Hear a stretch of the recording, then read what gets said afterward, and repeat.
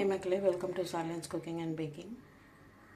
இன்றைக்கி பார்த்திங்கன்னா சாமை அரிசி வச்சு ஒரு பருப்பு சாதம் செய்ய போகிறோம். அதுக்கு ஒரு 3/4 கப்பு சாமை அரிசி எடுத்திருக்கேன். சாமை அதுக்கு மேலே மீதி 1/4 கப்பு துவரம் பருப்பு இதை ஒரு பாத்திரத்தில் சேர்த்துக்கலாம். சேர்த்து நல்லா கழுவி ஒரு அரை மணி நேரம் ஊற வச்சிடலாம்.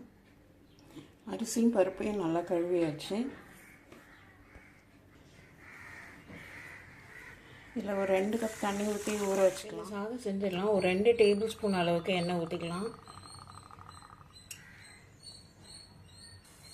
1 ஸ்பூன் அளவுக்கு கடுகு போட்டு தாளிச்சிக்கலாம். கடுகு வெடித்ததும் ஒரு 1/4 ஸ்பூன் வெந்தயம், 1/2 ஸ்பூன் சீரகம் இதெல்லாம் சேர்த்து தாளிச்சிக்கலாம். ஒரு சின்ன பிட்டு பெருங்காயம், கட்டி பெருங்காயம், ஒரு பெரிய வெங்காயம், கொஞ்சம் கருவேப்பிலை, அப்புறம் ஒரு பச்சை மிளகாய் சேர்த்து நல்லா வதக்கிக்கலாம். வெங்காயம் நல்லா வதங்கிடுச்சு. ஒரு பெரிய தக்காளி சேர்த்துருக்கேன். சின்னதாக இருந்தால் 2 தக்காளி சேர்த்துக்கலாம். இந்த டிஷ்ஷுக்கு தேவையான உப்பு. இந்த சாம்பார் சாதத்துக்கு ஒரு 5 பீன்ஸு, ஒரு கேரட்டு, ஒரு உருளைக்கிழங்கு, ஒரு 4 பீஸு முருங்கைக்காய் இதெல்லாம் வெட்டி வச்சுருக்கேன்.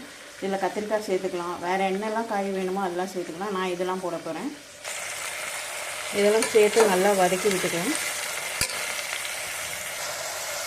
இது மசாலா சேர்த்தோம்னா ஒரு 2 ஸ்பூன் மிளகாத்தூள், 2 ஸ்பூன் தனியாத்தூள், ஒரு 1/2 ஸ்பூன் மஞ்சள் தூள். சாம்பார் பொடி இருந்ததுன்னா அதையுமே சேர்த்துக்கலாம். மிளகாத்தூள், தனியாத்தூள் தனித்தனியாக சேர்க்குறதுக்கு பதிலாக. இந்த சைடு பார்த்திங்கன்னா இந்த சாமையும் பருப்பும் ஊற வச்சோம்ல, நல்லா ஊறிடுச்சு. இப்போ இதுக்கு தண்ணி சேர்த்துக்கலாம். ஏற்கனவே 2 கப் தண்ணி ஊற்றி ஊற வச்சுருக்கோம். இப்போ இன்னும் ஒரு 2 கப் மட்டும் சேர்த்துக்கலாம். ஸோ தண்ணி ரேஷியோ வந்து 1:4.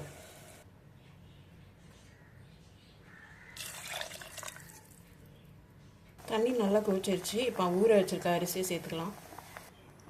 மில்லட்ஸ் பார்த்திங்கன்னா ஃபைபர் ரிச் அதிகம், ஃபைபர் நார்சத்து அதிகம் உள்ளது. அதனால் ரொம்ப நேரம் பசி தாங்கும் எந்த வெரைட்டியான சிறுதானியமாக இருந்தாலும். அதனால் இது மாதிரி நம்ம வெரைட்டியாக செஞ்சு சாப்பிடும்போது நமக்கு போரும் அடிக்காது, ரொம்ப ஹெல்த்தியாகவும் இருக்கும், வெயிட் லாஸ்க்கும் ஹெல்ப்ஃபுல்லாக இருக்கும். சாம்பார் சாதம்னாலே லைட்டாக ஒரு புளிப்பு தன்மை இருந்தால் ரொம்ப டேஸ்ட்டாக இருக்கும். அதுக்காக ஒரு 1/4 கப் மட்டும் கொஞ்சமாக புளி கரைச்சி வச்சுருக்கேன். அதை அப்படியே சேர்த்துக்கிறேன். இது நல்லா கொதிச்சிருச்சு. இப்போ குக்கரை மூடி ஒரு 3 விசில் ப்ரெஷர் வச்சுக்கலாம். அடுப்பு ஒரு மீடியம் ஃப்ளேமில் வச்சு ஒரு 3 விசில் வச்சுக்கலாம்.